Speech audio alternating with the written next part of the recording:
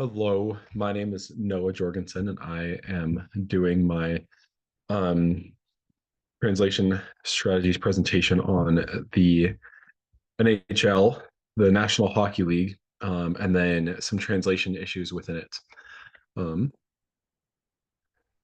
so, with this, I really wanted to pinpoint how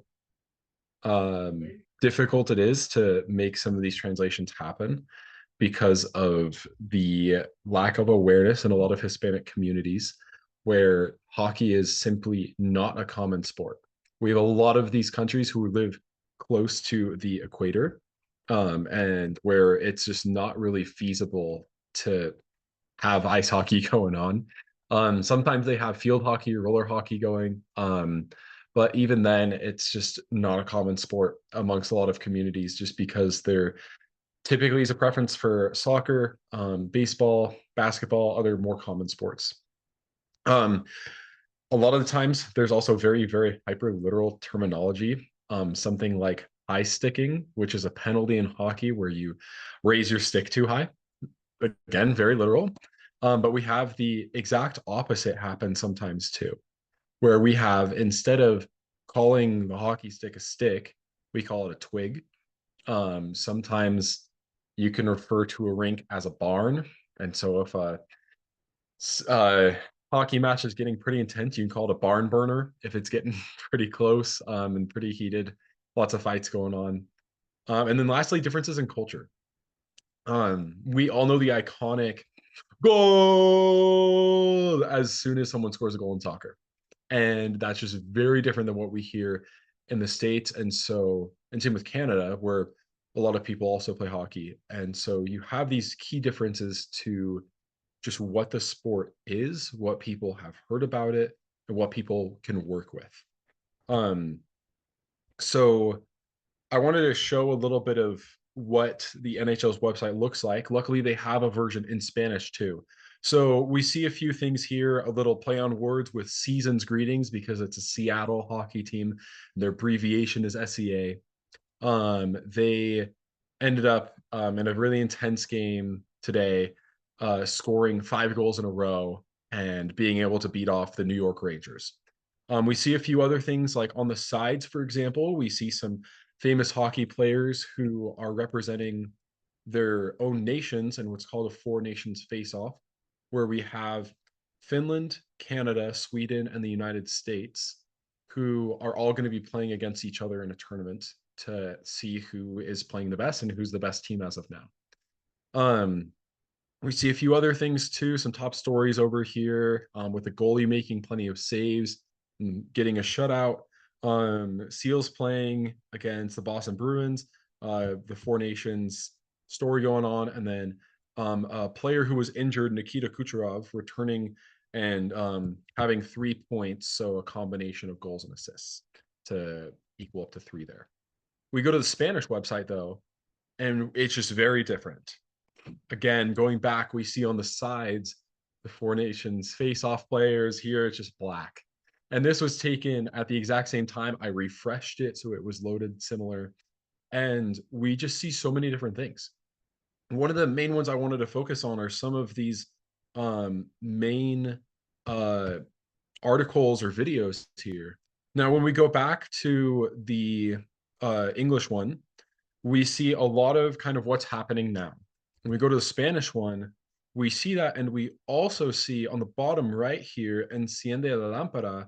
This is an NHL funded podcast called Light the Lamp that is more of an introductory podcast in order to demonstrate to new audience members what hockey's about, talking about some of the more popular players, and explaining some of the terminology that people might not know. We also see here in very very fun Spanish, Eli Tolvanen, which is a Finnish name if I remember right, es habilitado or helped by Albert Bjorkstrand, another foreign name. Y saca un cañonazo de su bastón, and he's ripping a cannon from his stick por la zona frontal para vencer a Jonathan Quick y empatar a 3-3 en el segundo periodo. And he's shooting from the front area, the frontal zone or offensive zone, in order to beat Jonathan Quick, who's the goalie, and tie it up to 3-3 in the second period. And then we also see here Kings descarrian a Wild. So the Los Angeles Kings fend off the Wild, and they win their fifth game in a row. And so we see just a very big difference as to what's happening, what's being explained and communicated in order to appeal to these different audiences. Um, there is also a really good video of a commentator who was trying to adapt a lot of the terminology of the NHL into Spanish. When Las Vegas got a team back in around 2017, they had a lot of people who were also from New Mexico and other nearby areas who wanted to hear more about what hockey is and get involved. And a lot of these people are Hispanic and wanted to hear more in their native language.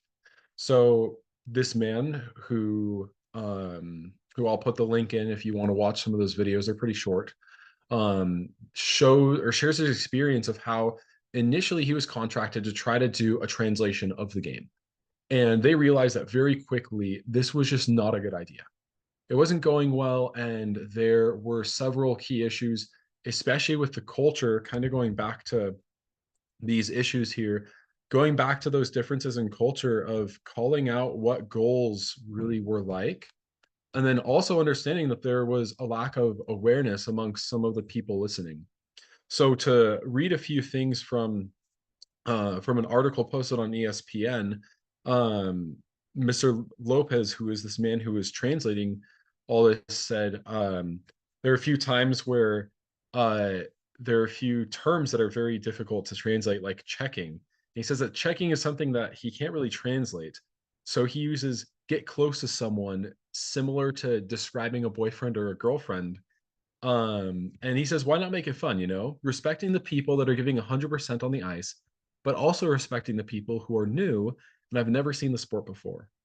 He also uses another reference saying when someone gets smashed against the boards or against the walls in hockey, he'd yell, there's a ham sandwich, torta de jamon, in order for people to understand what's going on and um, get a more common understanding. So that way they feel involved and included in a lot of what's going on here.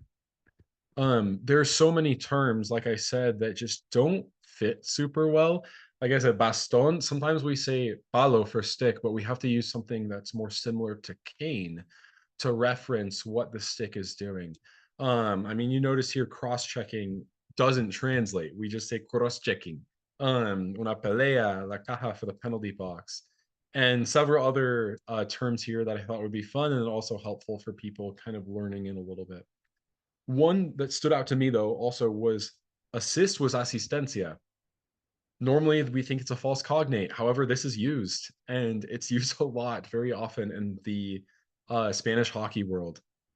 And then lastly here, I put on some sources, some links to be able to watch some of those videos that I mentioned and learn even more about hockey. But I really enjoyed this, and it was fun to learn more about how culture can be involved more, and how when we're going into Spanish, we're not making it entirely different, but we're making it relatable.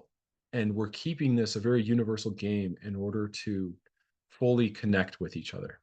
Thanks.